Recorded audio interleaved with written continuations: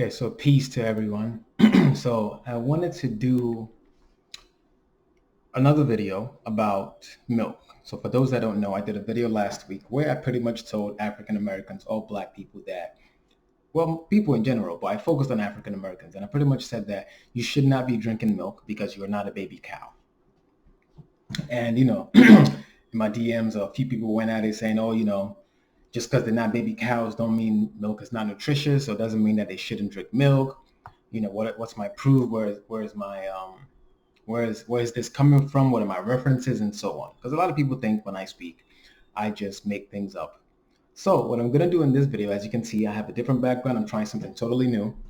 I'm gonna actually show you some of my references, then I'm gonna give you more details on why milk is bad for African Americans, why it can cause cancer and other diseases. So first things first, let me kind of give you a complete circle of what it is that I'm trying to talk about. Right? When a child is born, right? No, let me start over. Milk. In order for milk to be broken down in your body, right? Because you have lactose in milk, you need an enzyme to break that. The enzyme that breaks milk down is called lactase. Okay? But as you get older, the amount of lactase that you have in your body reduces. That means it can no longer break down milk after a certain age. So if you're still consuming milk after a certain age, you do not have the enzyme to break it down.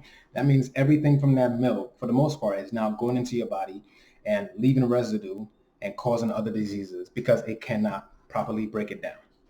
And then if you look at it, most people that drink milk, their parents might have been giving it to them from a very, very young age, probably as an infant.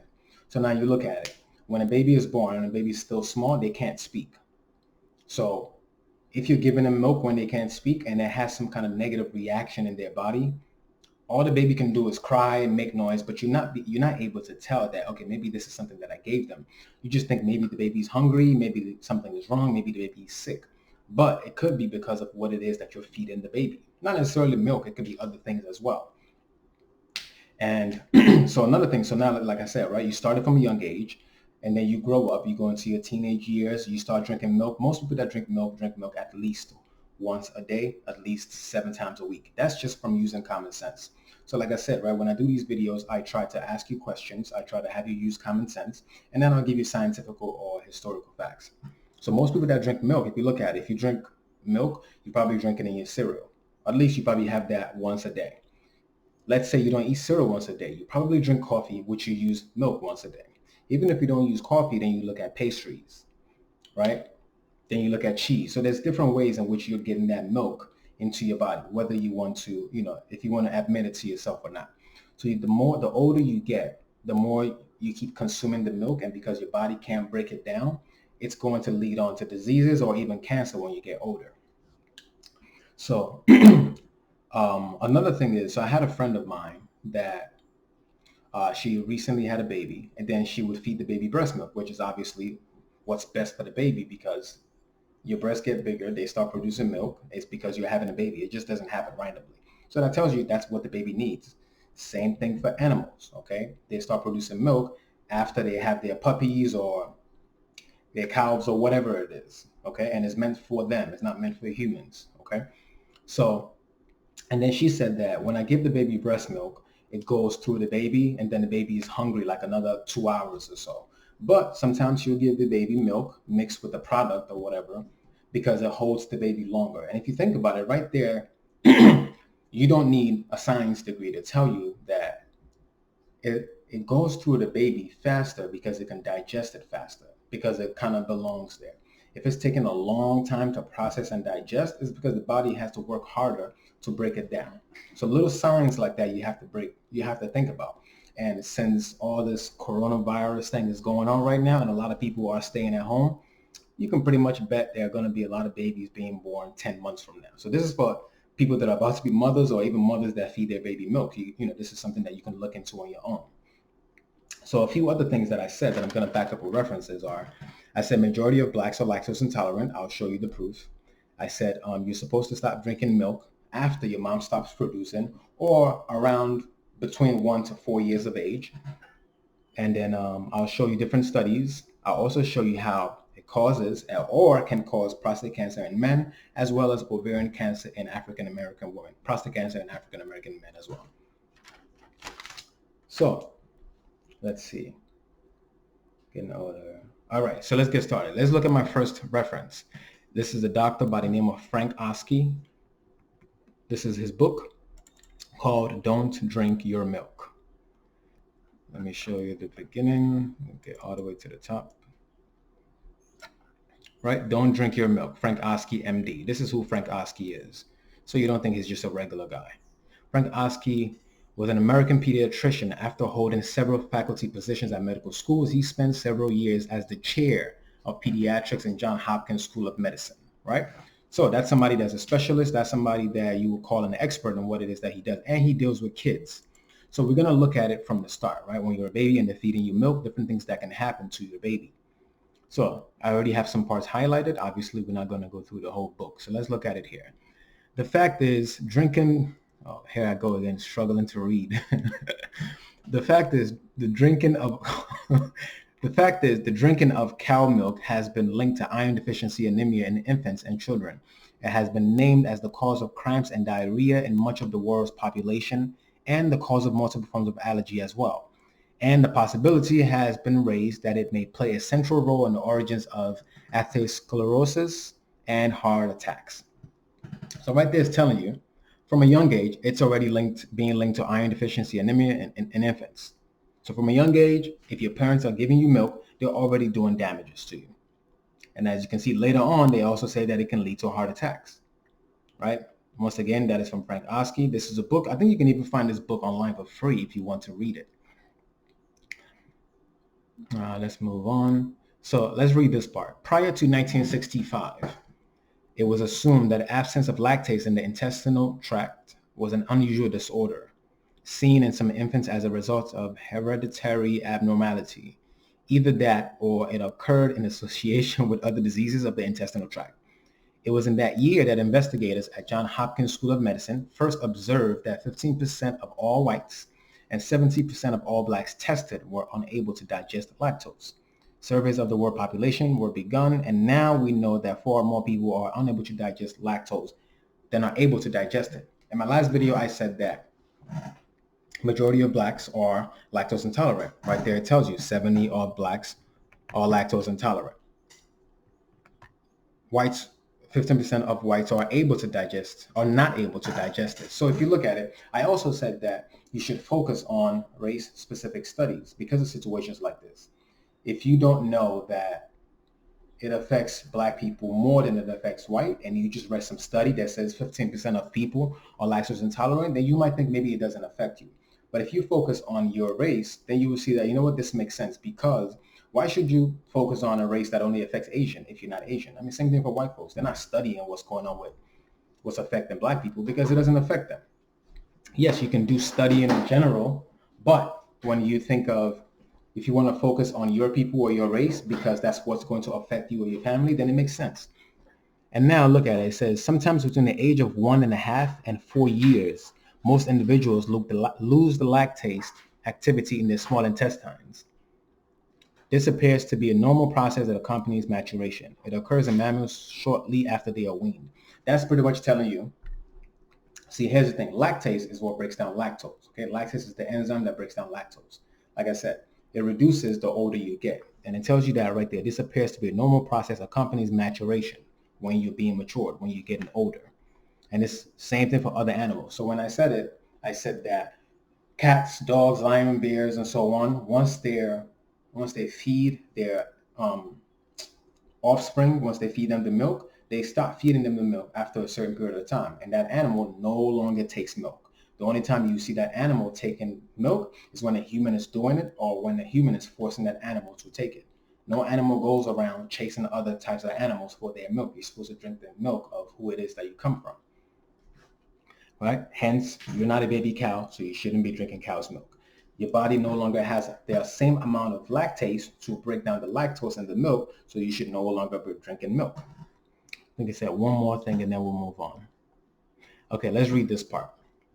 A group of Johns Hopkins investigators observed the milk drinking habits of 300 black and 200 white children in Baltimore schools. At lunch, each child was given half a pint of milk. The majority of the blacks consumed less than half of their milk, with most drinking less than 1/4. In contrast, only 10% of whites failed to drink their milk. So more of them can drink the milk, more of us didn't drink the milk. When the latter children were tested for their ability to digest lactose, it was found that amongst white children, 18% were unable to digest lactose, while 33% of black milk drinkers had abnormal tests and 77% of non-milk drinkers had abnormal tests. When the black children who were not milk drinkers were given lactose as a test, 85% of them developed symptoms of cramping, pain, gas, and diarrhea. Okay, this is telling you that a study was done, 300 black kids in a school. It's pretty much telling you majority of them had abnormal tests after drinking milk. It gave them cramping, pain, gas, and diarrhea. This is from a young age. So obviously, if these things keep happening inside of you, it keeps giving you diseases or causing some kind of dis-ease inside you, it can only get worse. This investigators concluded that lactose intolerance was a major factor in milk rejection among black children. Although these children had learned that milk drinking would lead to unpleasant consequences for them, the U.S. government is still acting as if they're unaware of the problem. See? Now, when I say something like that, people will think, oh, this guy's a conspiracy theorist. Not everything is about race. It's true. Not everything is about race. But this is, like I said, this is Frank Oskey. This is him in his book. And it tells you the government knows that it affects black kids more than it affects white kids. But of course, they still survive. They still push it. They don't care. Okay? They don't care about you. Let's just be blunt with it. So now let's move on to another one of my references. Let's go to, where's my Internet Explorer? I also said that it causes prostate cancer in African American men. So let's look at it. This is from American Cancer Society. That is a website right there if you need to look it up. Prostate cancer risk factors. So let's scroll down to race and ethnicity. We don't need to read everything.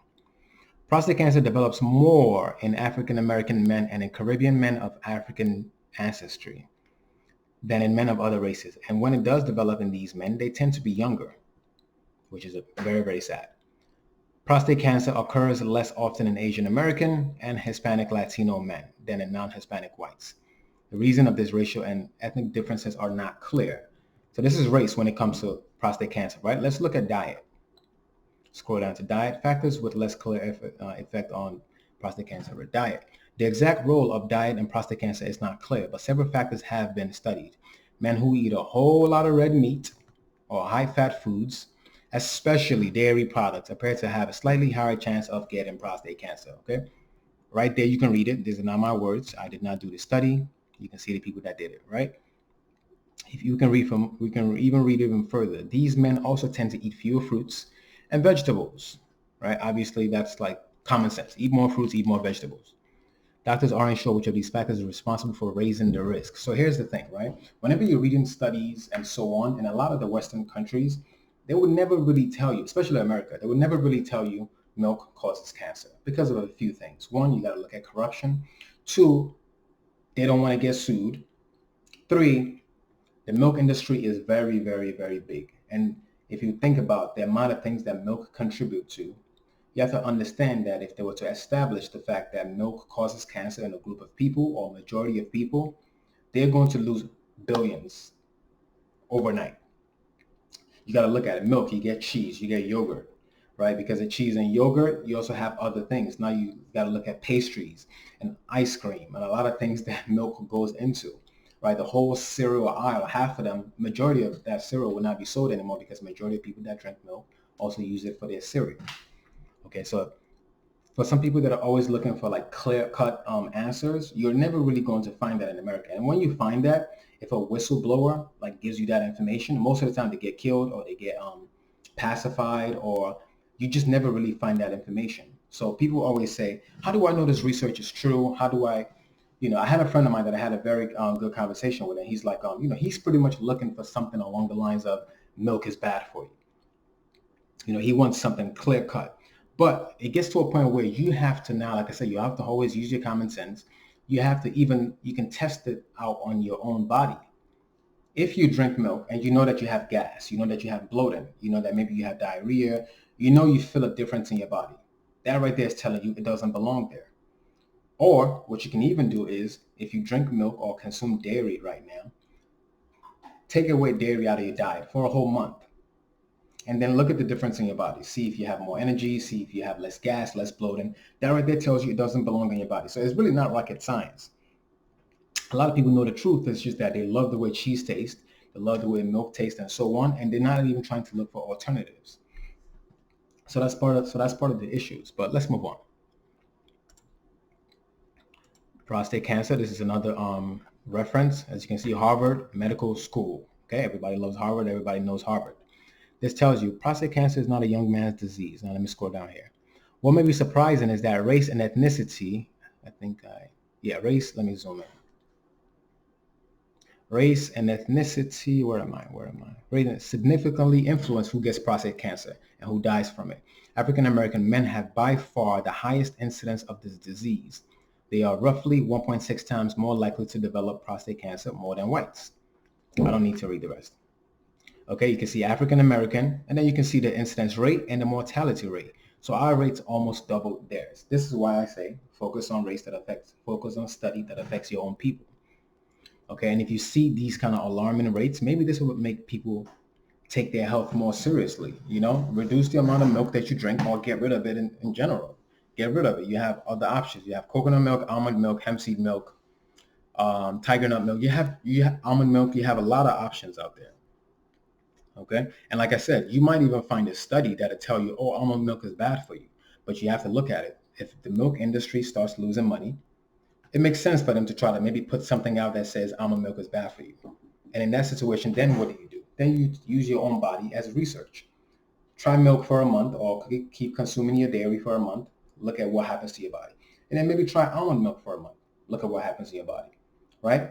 Better or worse. And then you can pick. If you feel like milk works for you, then sure, go ahead, right? If you feel like almond milk is better, coconut milk or other options are better, then, move from there. Okay. So let's move on to another. Oh, look, the team found that fat intake, specifically the consumption of saturated fat, which accounted for about 15% of the difference. So now let's do a quick Google, and let's Google foods high in saturated fat. Saturated fat. Okay. Let me zoom in. Right. I hope you guys can see my screen right there. Fatty cuts of beef, pork, lamb, dark chicken, meat, poultry, skin, high fats, dairy foods, whole milk, butter, cheese, sour cream. And then it says tropical oils, coconut oil, which I can argue with that a little, but we're not going to talk about that right now. Palm oil, cocoa butter. Right there, majority of what you see comes from animals. Right? So that's just a quick Google search. I don't even need to deep dive into it. Now let's move on. Now, I also said that it increases the risk of ovarian cancer in Black women. So you can see my site and my link right here, President Committee of Responsible Medicine. Dairy products increase the risk of ovarian cancer among African American women. According to a study published in the British Journal of Cancer, researchers followed 1,200 women with and without cancer from the African American Epidemiology Study and monitored consumption of dairy products, lactose, calcium, and vitamin D, and incidence rates. Those with the highest intake of whole milk and lactose increased their risk of ovarian cancer compared to those who consumed the least, while those who consumed the most calcium decreased their risk by 49%. It tells you the more milk you drink, the more risk for ovarian cancer. The less milk and the more calcium, that also decreases your risk. Okay, there are other sources of calcium other than milk. You can eat nuts, you can eat greens, plants, fruits, a whole bunch of other things that can give you calcium other than you getting it from milk. Okay, let me go to one more. Okay, this is PubMed, highly respected. You can see the site right there. Dairy, calcium, vitamin D, and ovarian cancer and risk for African American women. You can see the methods that they use. I don't really need to read everything. I just read maybe the first line. We evaluated these associations among 490 ovarian cancer cases. Okay. Their results were an increased ovarian risk was observed for whole milk consumption and lactose intake.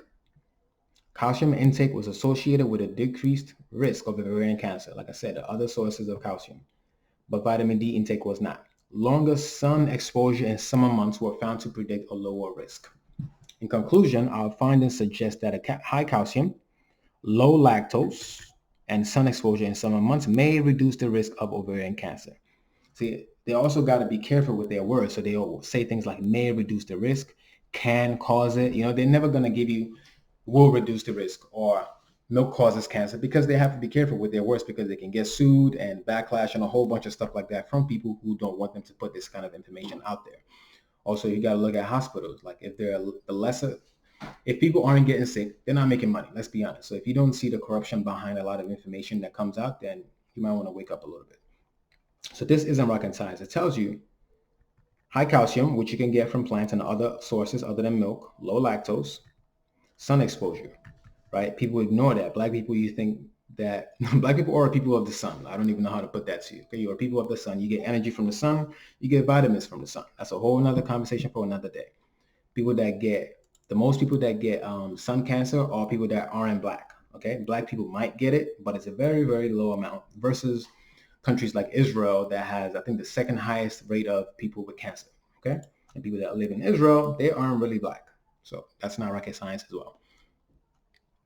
So as you can see, those are some of my references. I still have more. Let me go through one more. Okay, this is from Dr. Milton Mills. Okay, this is a journal that he wrote, as well as Patricia Bertrand, RD, Dr. Neil Bernard, and Dr. Mills. And this is what they said about cancer in African Americans. Prostate cancer is the most common form of cancer for both African American and white males. Incidence rates are strikingly high among African Americans, 150 out of 100,000. And that's just prostate cancer. If you look at lung cancer, other types of cancer, that rate starts going up. And then if you look at the dietary factors, let me zoom in, plays a major role in the prostate and lung cancer. In epidemiologic studies, prostate cancer is consistently associated with greater consumption of meat and dairy products. Okay? So people always say, how do you know what to believe? You can Google or do your own research. Multiple studies will always point towards meat and dairy. Okay, it will always point towards meat and dairy. And yes, you might find some that will contradict that. But then, like I said, you have to use your own common sense. You have to understand that this milk is not coming from a human. It's coming from a cow. It's made for the baby, for the cow's baby. It's really not that hard. And then if you look at the cows themselves, right, here's another thing. The way the cows are with the ones that are producing the milk, they're not in their healthiest state. You think they're coming from a farm? They're not. Most of the cows are set up in cages where they're literally just standing up for months at a time, literally just to produce milk. So the milk that they even produce doesn't even go to their babies, okay? And they have this rack in farms where they constantly keep artificially impregnating the cows just so they can keep producing the milk. And now, milk in America is also allowed to have somatic cells in it. What are somatic cells? Somatic cells is another word for pus. Okay, and if you research somatic cells, you will see that it tells you, it's not going to say somatic cells is pus, but if you keep digging, it's going to tell you this is something that can form something that forms pus. So it's telling you that pus is also allowed in the milk, and they don't remove it off the shelf until after the amount of pus passes a certain amount. So nobody wants to drink pus. I mean, nobody wants to drink pus. Let me show you some more of my references. Let me back that pus statement up real quick, okay? This is from Dr. Michael Greger. 1 in 6 dairy cows in the United States suffers from clinical mastitis. If I pronounce that wrong, you can sue me. Which is responsible for 1 in 6 dairy cows. Which is responsible for 1 in 6 dairy cows deaths in the U.S. farms. This level of disease is reflected in the concentration of somatic cells in the American milk supply. Right? You guys can see that. You can read it at your own pace if you want. Let me even zoom in if that helps. Okay. And where did I stop? Supply. Somatic cell counts greater than 1 million per teaspoon are abnormal, almost always caused by mastitis. When a cow is infected, greater than 90% of the somatic cells in her milk are neutrophils. The inflammatory immune cells that form pus. Okay, 90% of the somatic cells in her milk are neutrophils. The inflammatory. Wow. Immune cells that form pus. See? So when you look at somatic cells, it'll never tell you it's pus, but it's telling you that if something goes wrong, it'll form pus. That's how they hide certain things in information. The average somatic cell count in U.S. milk per spoonful is 1,120,000. And it goes on to tell you that how much pus is there in a glass of milk? Not much, but it's maybe more than a single drop of pus. Who the hell wants a single drop of pus? I don't want that. So these are things you got to think about. So another thing that I wanted to expand on really quick is, let me see, 1 to 630 calories. So,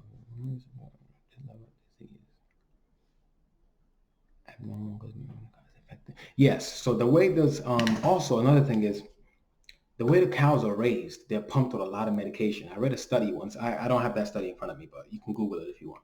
That says that average cow can have over 100 different types of medication in that cow.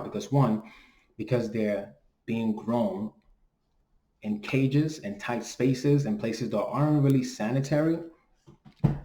They're more open to infections, diseases, and so on. So now they have to constantly give them antibiotics. They have to give them different medications, which all goes into the cow, which goes into the milk. It goes into the meat that you end up buying to eat, right? Let me see. So yeah, they have to give them hormones as well to make them big, to make them fatter, to make them juicier. All right, so these animals are being pumped with a lot of medications, which is also going into the milk. So those are just different things you have to think about. And let me see, what else do I have? I think I've touched on a lot of my, so it's not, also let me give a quick statement. This video is not to bash people that drink milk. It's not to bash milk manufacturers or the companies that make milk. It's just to kind of give information that, as you can see, you yourself can Google and find this information that's already out there. This is relating to studies that have already been done. And I'm just giving you my own 2 cents. I mean, I don't drink milk. And here's a little history behind that, right? Especially for Africans, like I'm Nigerian. The only time we really drank milk is we only mainly used it for cereal and maybe other things. But for the most part, we only had milk maybe once a day, maybe once or twice a day, maybe, right? Cheese, yogurt, and all that extra stuff, we didn't really eat that much.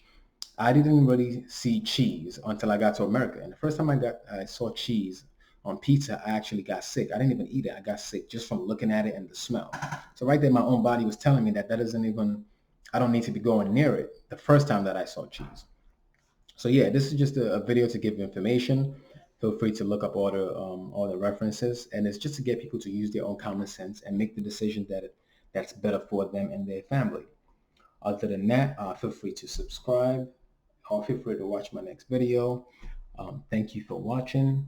And don't forget to, one more thing I'd like to add. I think that's it. All right, peace.